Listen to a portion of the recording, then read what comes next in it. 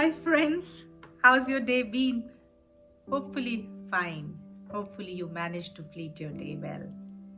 I'm back again today with another heart-touching story for all of you. Sometimes in relationships, especially marital ones, we delay in expressing ourselves. We miss out on expressing those little moments, celebrating those little moments. And eventually, there's a lot of friction, there's a lot of gap between husband and wives. So today's story is revolving around the same. How, you know, uh, what a relationship between a husband and wife means and what a divorce means. So let's get started. 30 days of carrying my wife. A lot of you may have heard this story on WhatsApp as well, but I'll still read it out to you. I got home one night, and as my wife served dinner, I held her hand and said, I want a divorce. She didn't seem to be annoyed by my words. Instead, she softly asked me, why? I avoided the question, and this made her angry. Why wouldn't she get angry? She threw down the chopsticks and shouted, You're not a man. We didn't talk to each other that night. She was weeping. I knew she wanted to find out what had happened to our marriage, but I could hardly give her a satisfactory answer. She had lost my heart to Jane. I didn't love her anymore. I just pitied her. How rude. With a deep sense of guilt, I drafted a divorce agreement stating that she could keep the house, the car, and a 30% share of my company. She glanced at it and tore it to pieces. The woman who had spent 10 years of her life with me had become a stranger. I felt sorry for her wasted time, resources, and energy, but I could not take back what I had said. She finally cried loudly in front of me, which was what I had expected to see in the first place, and the idea of divorce felt more real now. I'm sure it would have felt more real now. I got home very late from work the next day and found her writing something at the table. I didn't have dinner. I just went straight to bed and fell asleep. In the morning, she presented her divorce conditions. She didn't want anything from me, but requested that for the next month we both struggle to live as normal life as possible. Her reasons were simple. Our son had his exams in a month and she didn't want to disrupt him with a broken marriage. She also asked me to recall how I had carried her into our bridal room on our wedding day and requested that now I carry her out of our bedroom to the front door every morning for the month's duration. I thought she was going crazy, but to make our last days together bearable, I accepted her odd request.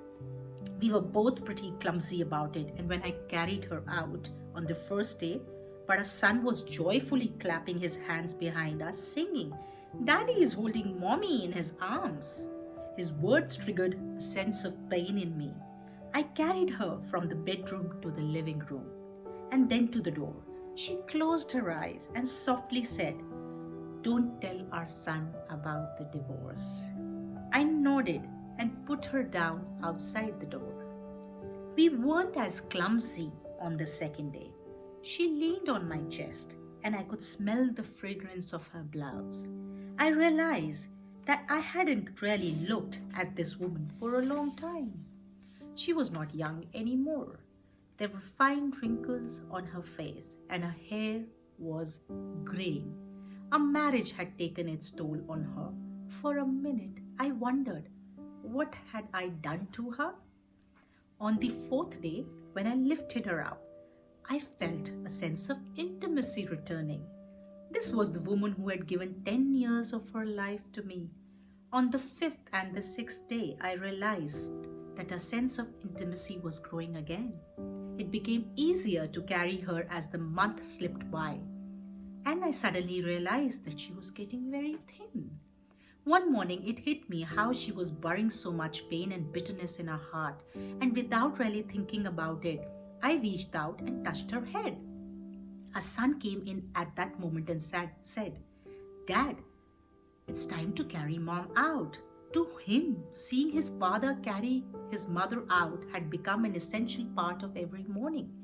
My wife gestured to our son to come closer and hugged him tightly. I turned my face away because I was afraid I might start changing my mind. I carried her in my arms and her hand naturally wrapped around my neck. I held her body tightly, just like on our wedding day. On the last day, when I held her in my arms, I could hardly move a step. I knew what I had to do.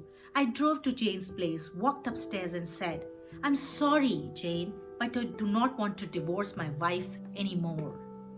It all became very clear to me.